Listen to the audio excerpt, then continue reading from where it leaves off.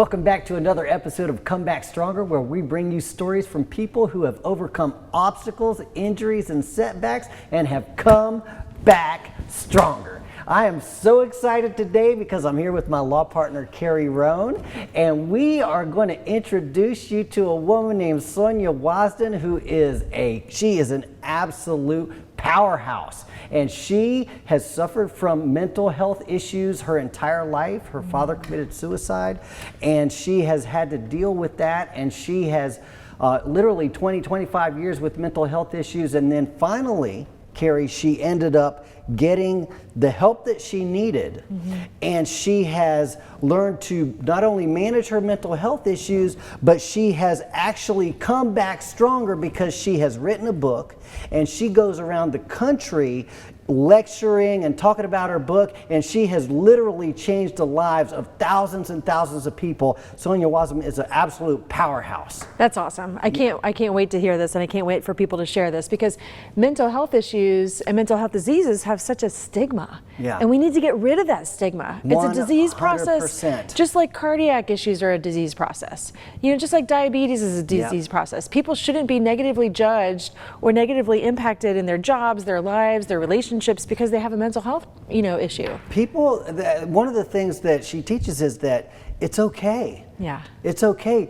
Really, most of us, at some time in our lives, we have to deal with mental health issues, and it's okay. And what she says is her issues have not gone away, but what has actually happened is she is able to deal with them. She's able to manage them. Her capacity to manage them has gotten better, and she is using them as a strength rather than a weakness. I love that. Love that. That's what this show is all about. That's what Come Back Stronger is all about. You guys are going to be really impressed because she is spot on in the message that we're trying to bring with the Come Back Stronger show, and she articulates it better than we do. I can't wait for you to meet her. We're going to go to a commercial break, but when we come back, you're going to hear the first segment of Kimmy Hogan's interview with Sonja Wasden. And you know what the insurance company offered him? $5,000. Really? He's completely blind, and they offer him $5,000. Yeah.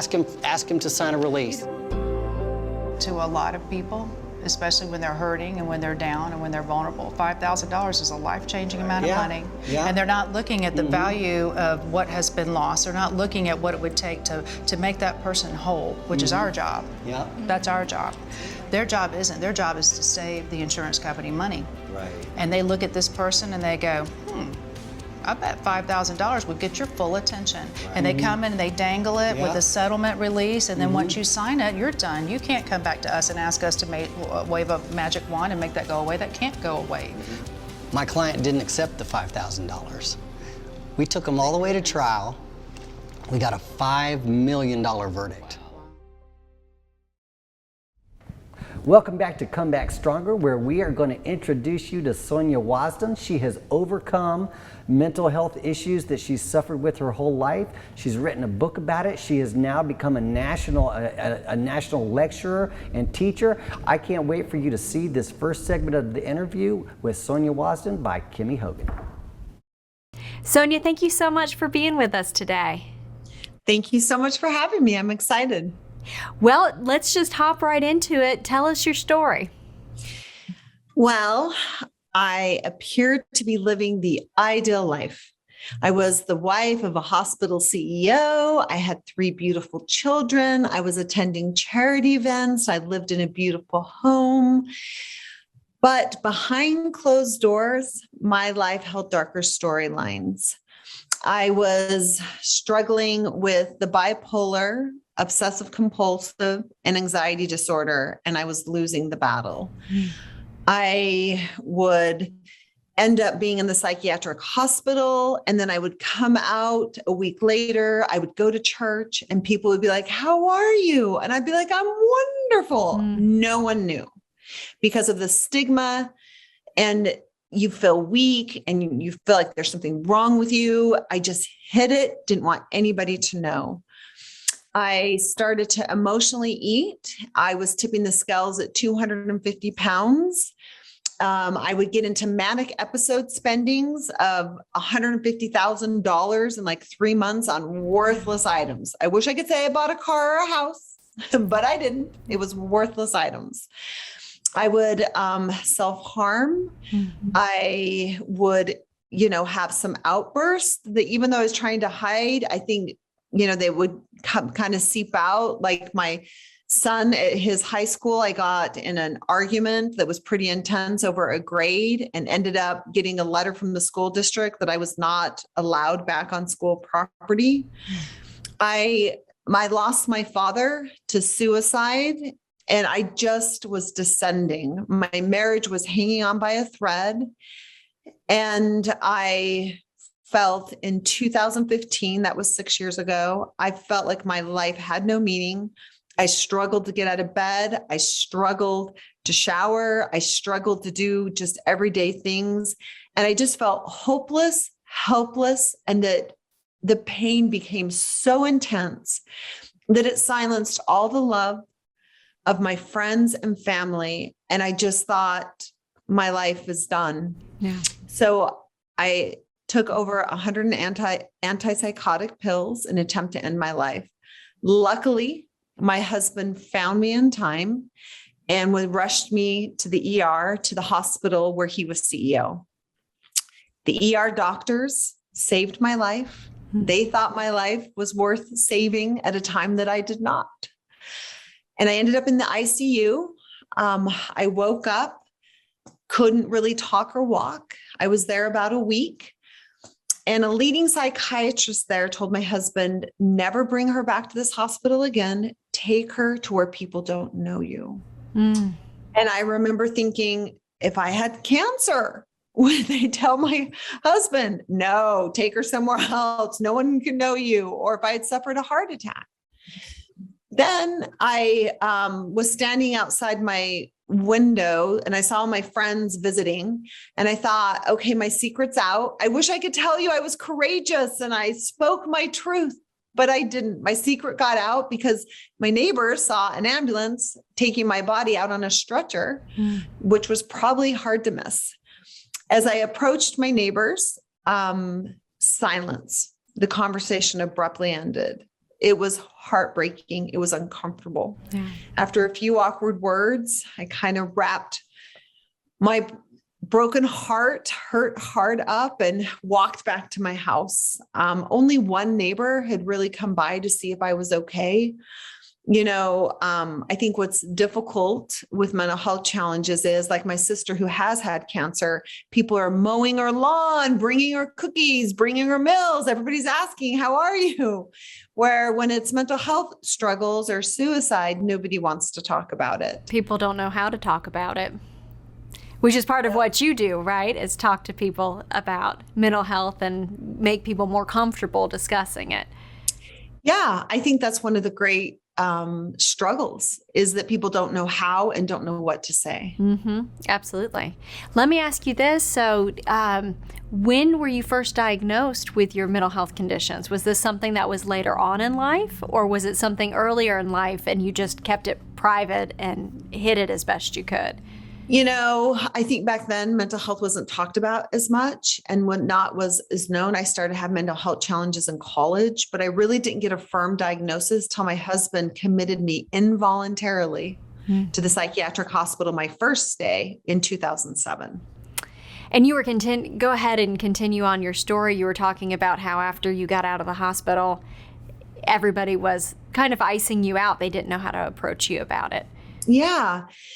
I knew the truth needed to be told, but at 44 years old, I didn't know how to use my voice.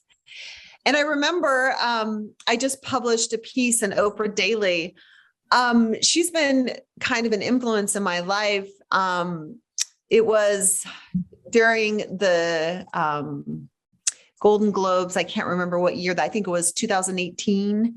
And she got the CCB DeMille Award. And she stood up and she talked about the power of people speaking and using their truth and how inspired she was by people who do share their stories so courageously.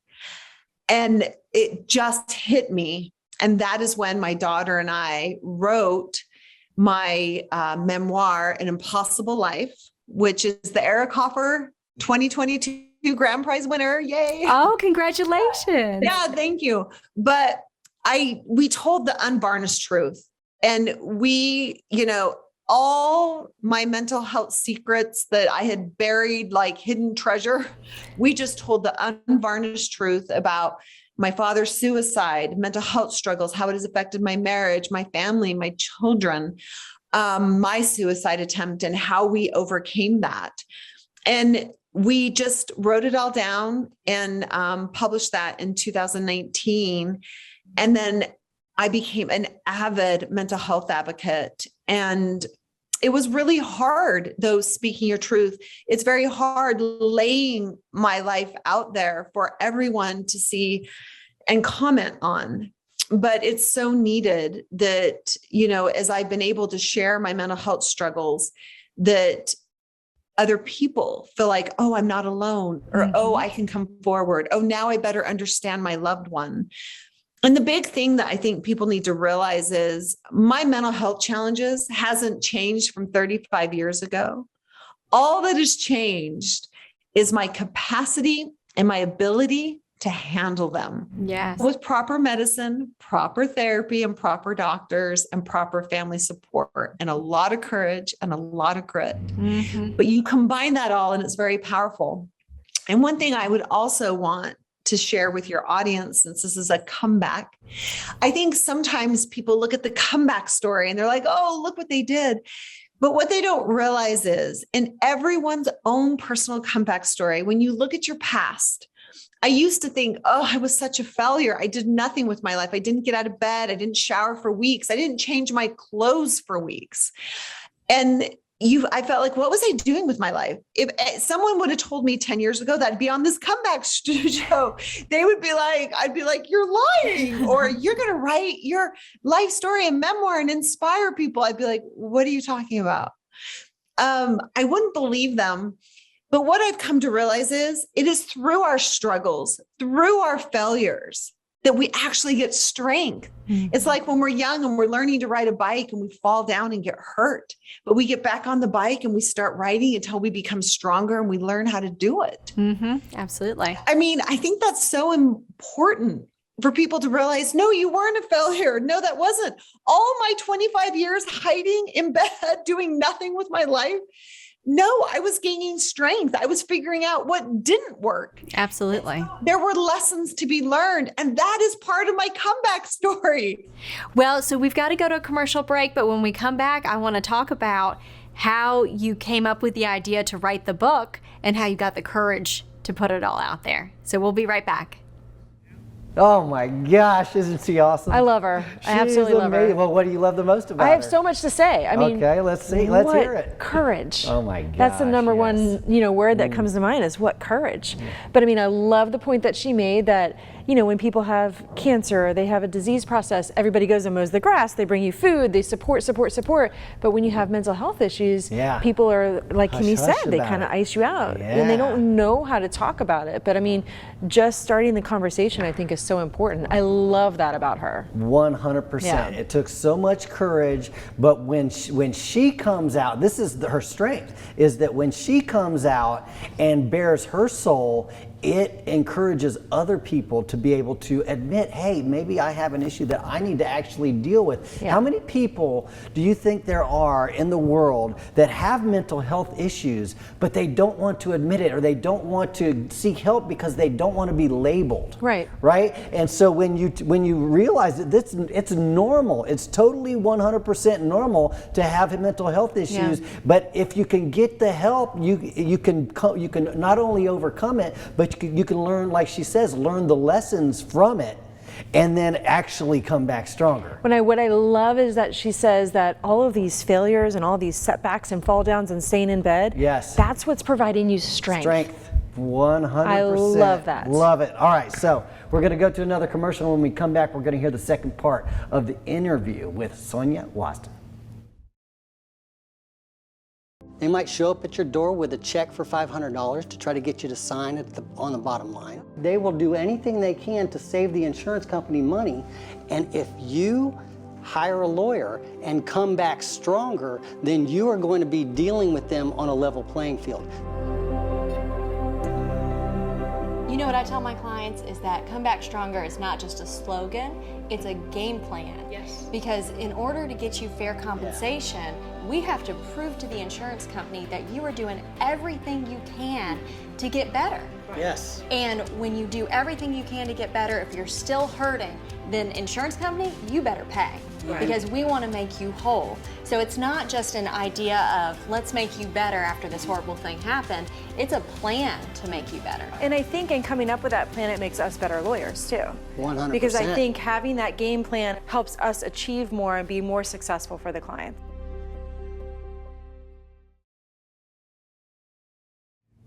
Welcome back to Come Back Stronger, where we are in the middle of a blockbuster interview with Sonja Wasden, who has overcome major mental health issues and has literally taken the world by storm by teaching us about overcoming mental health issues. So here's the second part of her interview right now. So I want to talk about how you got the courage to write this book with your daughter and put everything out there. How did that all come about? Like I shared with you, I think the psychiatrist telling my husband never to bring me back here again was kind of one of those wake up moments of the truth needs to be told. Yes, Miss Oprah Winfrey, and, standing up and saying those words touched my heart. And I just felt like I lost my dad to suicide. I almost died of suicide.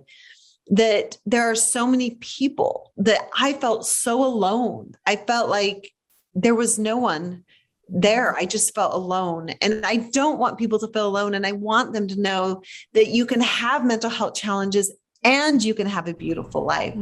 And so as I got help and I got well and I started to have my comeback story, I wanted to share it with everyone to give them hope and courage. And how'd you come about the idea of having your daughter write it by interviewing you?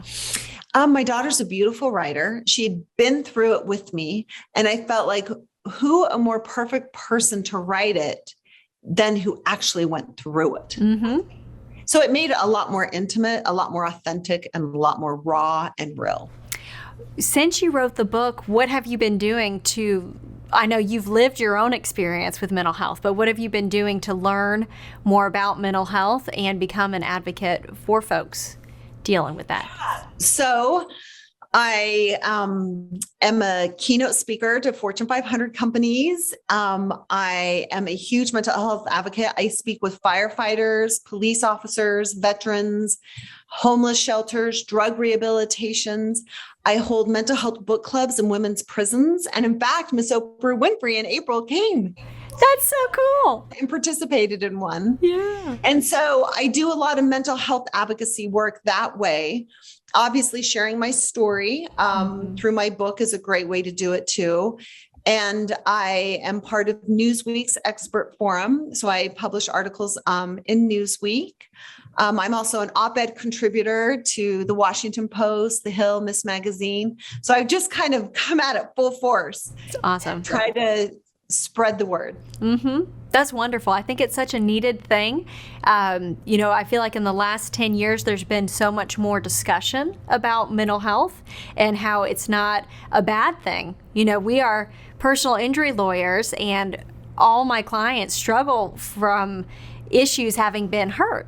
And oftentimes I say, why don't you go talk to a counselor about it? And there's such resistance because people still have such a shame or fearfulness of admitting they might need to talk to a counselor. And so I'm having that conversation almost daily with folks. So the work you're doing is important. Tell me what you're seeing. We've just come out of this pandemic, which of course was really difficult for people, the isolation and everything. What have you been seeing because of COVID in regard to mental health? Well, obviously it's a lot worse, but there is a silver lining in it, is that people are talking about it more and they're taking it more seriously. Like companies, Fortune 500 companies, not-for-profit hospitals, for their doctors, they are investing and having people like me come speak to them and breaking stigmas and opening up conversations, even leadership. So that's a silver lining from COVID that shows how bad everyone's mental health got, that it was just a wake-up call that this can no longer be ignored. When you go talk to Fortune 500 companies, what's your advice to help them be more, I guess, receptive to their employees needing help? Well, one of the big things that I say for anybody is to use your voice. I was silent for so long. And so I teach them how to talk about mental health with their coworkers, with their leadership, how to create an environment of inclusiveness, of safety. You don't have to share it all, and you don't need to be each other's therapists. But how can we talk about mental health in a way that people aren't worried they're going to get passed up for a promotion or they're going to be seen as weak? Because really, mental health challenges are just a part of life's journey. So what is next for you? What's on the horizon? Well, lots of my mental health advocacy work and speaking at companies. I will be speaking to some firefighters in St. Louis and, going to another prison, women's prison. And so, getting ready to prepare for a TED Talk. So just a lot of exciting, fun things. That's awesome. Well, thank you so much for being on with us. Your story is truly inspiring, and I encourage folks to go out there and read your book. Will you tell us the name of your book again? Yes, it's An Impossible Life. It's on Amazon. And what I tell everyone, if you buy my book, write a little message in there of, you're not alone, you've got this, or tell your comeback story and pass it on to someone, and then tell them to pass it on to someone they know. I always like to think, how many hands can one in my book hold and read till it just becomes shreds and throws away? I love that. I love it. I'm going to participate in that challenge. Okay, thank you. Well, thanks so much for being with us. We really appreciate it. What a powerhouse of a woman. Yeah, how cool is she? So right? what was your biggest takeaway, Carrie? Biggest takeaway from this segment is here she is, the wife of a CEO of a hospital, right? And it looks like her life is perfect, I'm sure. Yes. You know what I mean? She's beautiful, she's smart, she's accomplished, she's got children, everything, the big house, I'm sure, but she's hiding something from everybody, and you never know what's going on in somebody's life. Yes. So you can't judge a book by its cover. Yeah. And then when people learn your difficulties or your struggles, whatever they may be, show some compassion and some empathy. Even when you don't know what somebody's struggles are, just generally be a compassionate and empathetic person, because somebody could really be suffering, and you change their day just by showing them a little bit of empathy. It is so true. I mean, you never know what somebody's going through. Right. I heard a story recently about somebody that was on a bus and they were having a bad day, and they ended up coming across as rude, but the truth is they really just had lost somebody that they love. You never know what somebody else is going through. One of my big takeaways, Carrie, was that what the psychiatrist said to her CEO husband was a motivating factor for her. And for me, it's fascinating how a lot of times it's the haters, it's the people that have insulted you, criticized you, and embarrassed you that will motivate us to actually get better, to overcome. Sometimes that's the universe that is pushing us along in the direction that we need to go. That's right. And when we see it as that, then we can move forward so that we can overcome. So anyway, very exciting stuff. We're going to go to a commercial break, but when we come back, we have so much more exciting stuff to talk about, so we'll see you then. To me, Come Back Stronger is about starting the case with a plan and with a goal of not just to get back to where you were, but to actually move forward in your life. When an insurance company sees that you've been hurt and you've been in an accident and you've got medical bills, you've got pain and suffering, you have property damage to your vehicle, you are at a very low point in your life. And what an insurance company will do is they will try to take advantage of you. They might show up at your door with a check for $500 to try to get you to sign on the bottom line. They'll show up at the hospital. They'll show up at the hospital. They'll tell you not to get an attorney. They will do anything they can to save the insurance company money. And if you hire a lawyer and come back stronger, then you are going to be dealing with them on a level playing field.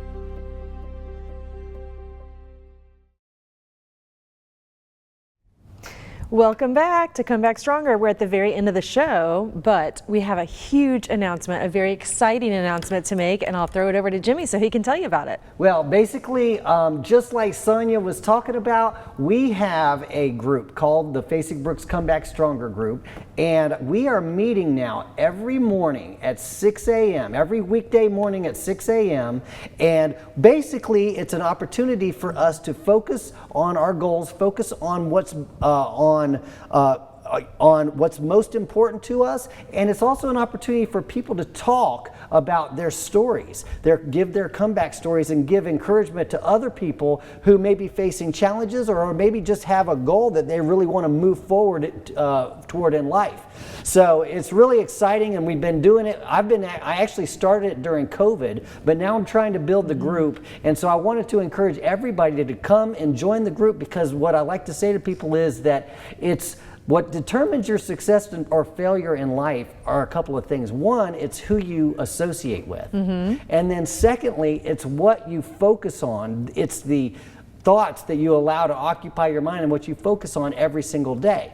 So the purpose of the group is to wake up early in the morning. It's a 6 a.m. group, and we get focused on your most important goals for the day, and to maintain that focus throughout the day. So it's really exciting stuff. Where can people find the group, and how can they get in? Okay, you can find the group on Facebook. Basically, go to Facebook, and it's the Fasig Come Back Stronger group, and you just ask to be invited to the group, and I'll let you in. Piece of cake. And then 6 o'clock in the morning, you appear, and can people talk, or can people join in? Yeah, people get to talk, and you get to share your goals. And what we'd like to do is we like to talk about, I'm encouraging everybody to have a master goal. And so I'm teaching people how to have a master goal, and we get to share our master goal and what we're going to do that day to move forward. What a great way to start the day. Yes, I would absolutely love for y'all to join the group. Thank you so much for watching Come Back Stronger, and join us next week for another amazing comeback story. Thank you.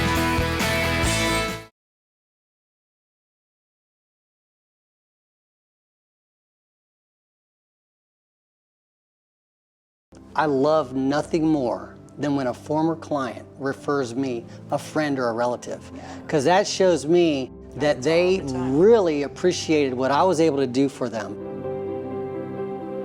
And the thing that's most rewarding to me, and the thing that I'm proudest about with this firm, is that we truly do love our clients. I've got them in my phone. I follow them on social media. I celebrate when they have their grandbabies, or when they change jobs, or when they have, their first baby. And that's real, and it's so rewarding from a personal standpoint and a professional standpoint. And I think that realness and that relationship helps us make their cases so much better too. 100%. They're not just another number to us. They're not just a cog in the wheel. They're not just a way for us to make a living. It's just a way for us to have better lives ourselves by getting to know so many clients and helping them. I think that's why so many of our clients come back to us and send people that they love That's true. and know to us. That's the best part. It's the highest compliment you could get.